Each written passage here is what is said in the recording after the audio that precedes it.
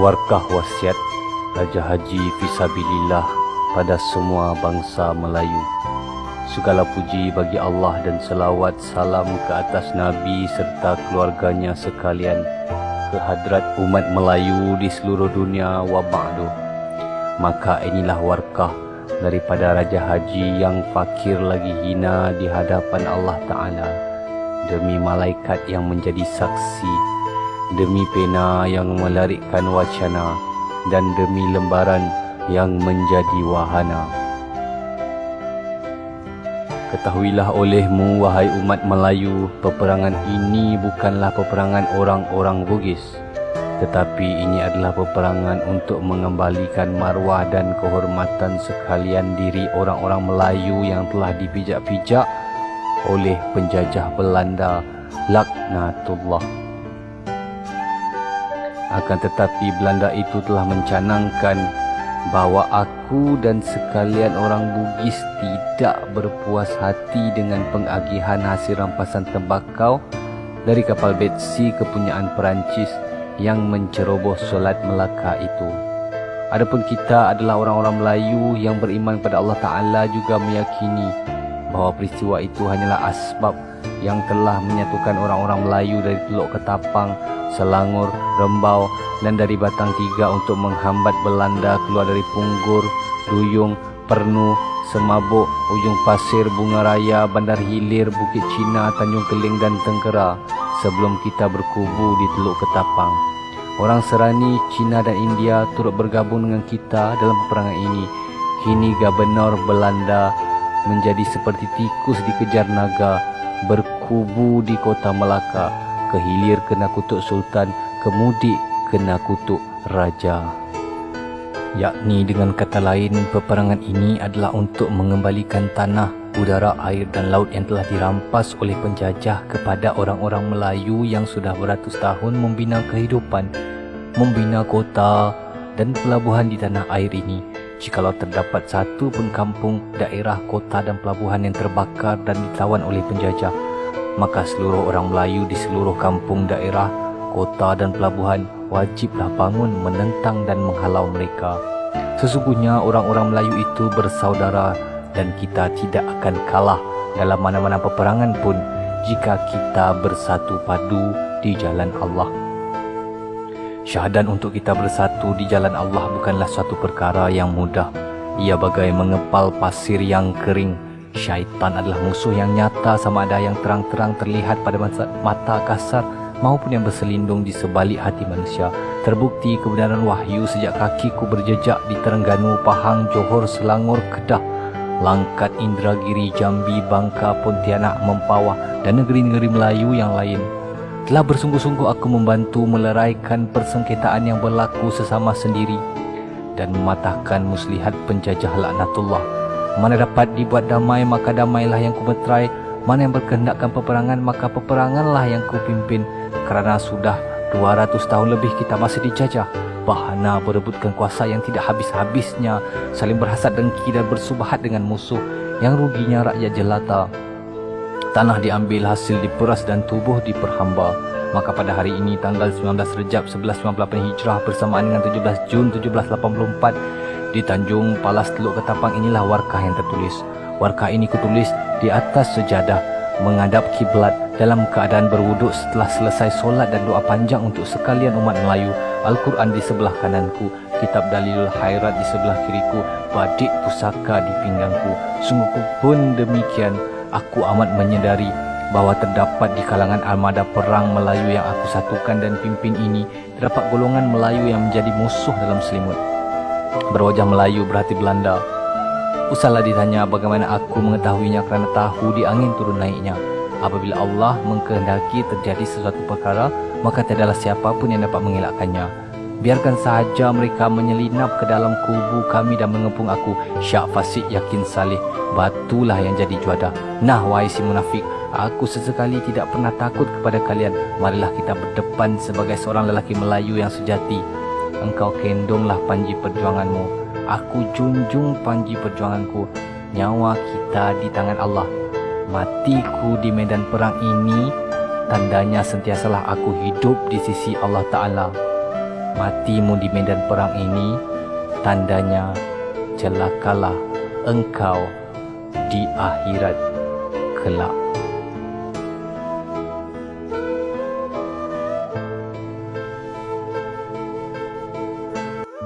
Sayugia, ketahuilah saudaraku, walau apapun yang terjadi kepadaku, janganlah dimungkirkan kafiat jalanku ini, kerana ia akan hanya mengulangi kekhilafan malaikat. Apabila Allah menyatakan kehendaknya mahu menciptakan manusia untuk dijadikan khalifah di atas muka bumi yang akan ada di kalangan manusia saling menumpahkan darah. Janganlah kita lupa pengakuan azali kita di hadapan Allah. Janganlah kita melupai ilmu yang Allah ajarkan secara langsung daripada sisinya kepada kita. Kerana dengan itulah kita, manusia ini, dibangga-banggakan Allah di hadapan para malaikatnya. Kata Allah, sudah kunyatakan bahawa aku lebih mengetahui daripada apa yang kamu tahu. Allahu Akbar. Andai aku mati di medan perang ini, akan berlanjutan fitnah demi fitnah yang tidak habis-habis menghujani orang-orang Melayu di sepanjang sejarah akan datang. Manusia Melayu, munafik, pengkhianat, pendengki dan petualang akan sentiasa muncul di kalangan kalian sebagai semut hitam yang melata di atas batu hitam pada waktu malam tanpa bulan dan bintang. Akan ada di kalangan kalian Melayulah juga ia yang akan menyambung lidah Belanda menuduh aku berjuang dan berperang kerana mabukkan harta dan kuasa. Sesungguhnya moyang-poyangku, para Opu Daing 5 bersaudara, bukanlah mahu disanjung-sanjung dan dimegah-megah. Memadailah ku katakan apa yang kami inginkan, ialah bangsa kita umat Melayu ini hidup bermaruah dan mempunyai kehormatan diri. Maka maha adillah Allah Ta'ala. Sebagaimana terdapat golongan yang munafik dan bertualang bangsa, akan ada golongan di kalangan umat Melayu sesudah kami ini yang akan menyambung perjuangan kami. Mereka menyambut panji perjuangan kami dengan penuh harga diri. Dalam hati merekalah aku hidup, dan menjadi cita-cita mereka pula mati kerana berjuang. Semangat mereka menyerupai kami, walaupun bilangan mereka tidaklah seramai golongan munafik dan petualang. Mereka berani mati sehinggalah si petualang bangkit daripada sujud tatkala imam dan jemaah masih bersujud, lalu ditancapkan pisau di belakang antara mereka. Maka sesekali tidak mengundang gundah, kerana apabila sudah datang janji Allah, maka syahidlah dia. Jika yang ditikam itu masih terus hidup, maka dia akan menjadi saksi kepetualangan si munafik tersebut, lalu mudahlah dicam dan diberkas seketika itu juga. Maha besar Allah yang awal dan yang akhir. Ketahuilah wahai saudaraku, bahwasanya umat Melayu tidak akan sesekali ghaib daripada muka bumi ini yang Allah telah takdirkan gunung, dataran, sungai, kuala, selat dan lautan untuknya. Semuanya akan diwariskan Allah kepada Raja yang adil lagi saksama dan pembesar yang mukmin dan mukminat untuk memerintah. Maka Allah mengurniakan rahmat dan berkat daripada 7 petala langit dan 7 petala bumi, dan semua penduduk bumi dan langit mendoakan kesejahteraan bagi segenap isi negeri. Sesungguhnya akan tibalah pada hari dan zaman itu orang-orang Melayu semuanya akan bersatu dan sanggup mati di jalan Allah. Mereka bersedia berperang dengan musuh daripada belahan dunia mana sekalipun. Kota-kota mereka terbina daripada peradaban ilmu yang dihiasi dengan mutiara kebijaksanaan. Ulama dan cendekiawan diterima sebagai penasihat ulil amri. Para ahli sufi terbebas daripada fitnah ajaran sesat dan batil. Rakyatnya cukup makan dan untung berniaga tanpa ada penindasan dan perampasan. Kaum-kaum lain mendapat naungan dan jaminan keadilan, sehingga taat dan setia mereka tidak berbelah bahagi lagi. Zaman makmur itu akan tiba juga apabila hak-hak Allah dipenuhi, hak-hak rakyat dilaksanakan. Peraturan-peraturan mereka ditimbang dengan syariat dan disukat dengan adat. Syahadan, ketahuilah olehmu wahai saudaraku, ingatlah bahawa ranting yang akan melenting dahan yang akan mencucut dan duri yang akan mengait. Justru tetapkanlah waspada sebagai pengawal di pintu gerbang zaman makmur. Bulan terang paksa baik, payang ke laut, balok pun ke laut juga. Runtuhnya zaman makmur kerajaan Melayu sebelum ini adalah kerana raja dan pembesarnya sudah ada biduk, tapi serempu pula. Lalu timbullah perebutan, hasad, iri hati dan sengketa. Kalau rakyatnya pula suka menuntut piutang lapuk, ditelan kemewahan, dilambung mabuk. Ada juga yang menjadi seperti itik bertaji, tandanya keris tersisip di dinding, pedang tajam dalam sarungnya sahaja. Musuh yang nyata disetia kawankan manakala sesama sendiri sanggup berjuang hingga memancung leher. Kesudahan mereka adalah dengan su'ul khatimah kerana lekat pada ingatan mereka akan harta dan kuasa yang terlepas daripada tangan. Dipamerkan pula tempatnya di neraka jahanam wa na'udzubillah. Itulah jihad di jalan syaitan adanya. Benarlah, hujan-hujan daripada Allah turun bersama zaman-zaman makmur. Maka jika kita alpa dan lalai diri dengan melakukan kegiatan dan perbuatan yang dilarang Allah, maka tunggulah bala bencana daripada 7 petala bumi dan 7 petala langit bertali arus menimpa umat Melayu itu. Ya Allah, menitis pula air mataku. Ketahuilah bahawa aku tidak pernah menitiskan air mata sebagai seorang lelaki Melayu berhati kecut. Tetapi air mataku ini mengalir apabila memikirkan anak cucu cicit yang terkemudian hari. Apalah pula ujian dan balanya, apalah pula sengketanya, apalah pula pengkhianatannya, apalah pula penyelewengannya, dan apalah pula kesudahannya. Segala ribut badai perasaanku menyatu bersama ingatan terhadap junjungan Nabi kita ketika saat-saat sakaratul maut menjelang. Telah terucap di mulutnya yang mulia, umatku, umatku, umatku. Aduhai Nabi kekasih Allah, ingatlah pada zaman manapun kalian berada, sentiasalah berselawat ke atas Nabi dan beramal dengan sunnah-sunnahnya. Kerana itulah penyelamat agung, penyedar daripada alpa dan lalai, pengikis sifat munafik dan menghidupkan jiwa.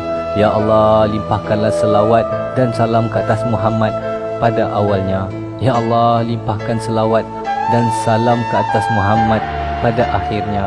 Ya Allah, limpahkan selawat dan salam ke atas Muhammad pada setiap ketika.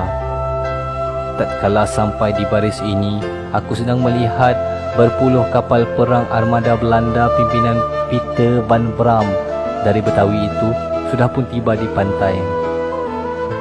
Demi Allah, yang hidup dan matiku hanyalah di tangannya. Sedikit pun aku tidak berasa gentar, apatah lagi untuk berundur walau seinci pun ke belakang.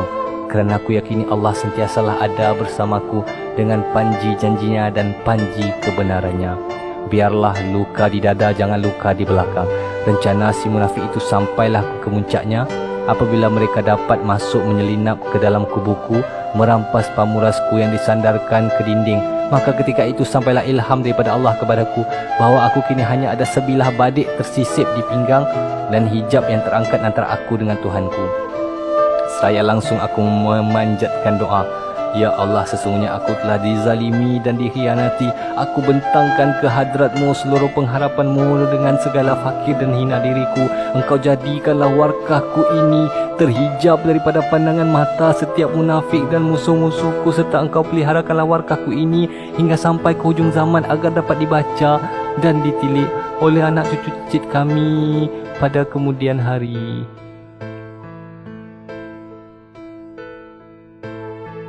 Ya Allah, tidak sampai hati mahu ku pinta celaka untuk segolongan Melayu yang bersubahat dengan penjajah itu. Ya Allah, jadikanlah anak cucu cicit kami di kemudian hari berjuang dan berperang dengan lebih berani dan gagah di jalan-Mu. Ya Allah, tempat aku juga di sisi kekasih-Mu Rasulullah yang aku rindui dan cintai segenap hatiku sekiranya aku gugur di jalan-Mu ya Allah. Sungguh Engkau Maha mengabulkan doa. Tatkala itu munafik-munafik itu mahu menangkap aku yang masih bertimpuh di atas sejadah. Namun demikian, dengan kuasa Allah segala sendi pada tubuh mereka terkunci kaku seperti patung adanya.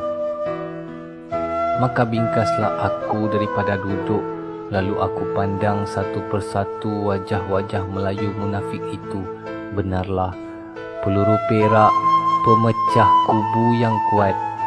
Sungguh kawat yang dibentuk, ikan di tebat yang diadang. Tiada gunanya lagi kata-kata kerana perut tidak bertelinga.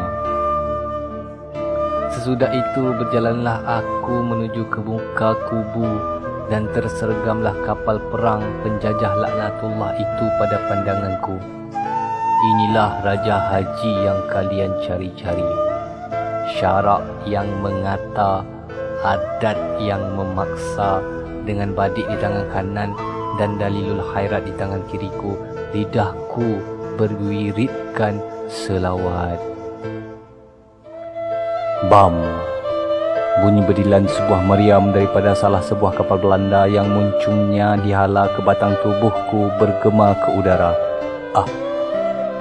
Sungguh beruntung pengkhianat itu kerana dapat menyaksikan lagi kuasa Allah apabila peluru lela rentaka meletup di dalam lubangnya sendiri. Lalu terpelantinglah askar Belanda berselerak di atas kapal dan sebagiannya pula jatuh ke dalam laut.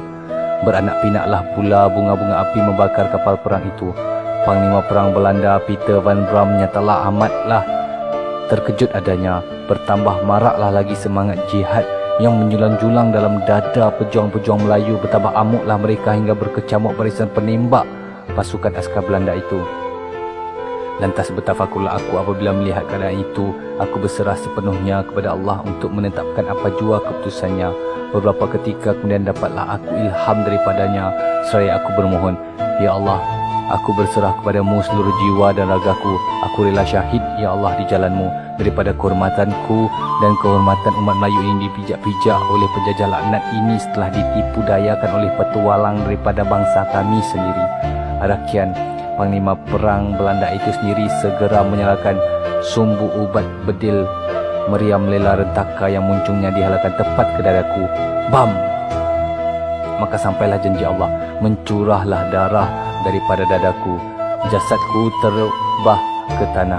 Tiada Tuhan melainkan Allah. Maka terpinga-pingalah para munafik dan petualang apabila melihat askar penjajah memijak-mijak batang tubuhku, membakar Al-Quran dan dalilul khairat. Badikku pula dilemparkan ke dalam laut. Pecahlah kapi, putuslah suai, datanglah masyghulku. Tetapi seketika itu juga difahamkan Allah kepadaku bahawa itulah tanda-tanda doaku yang telah dimakbulkan Allah Subhanahu wa ta'ala. Sekian, terima kasih.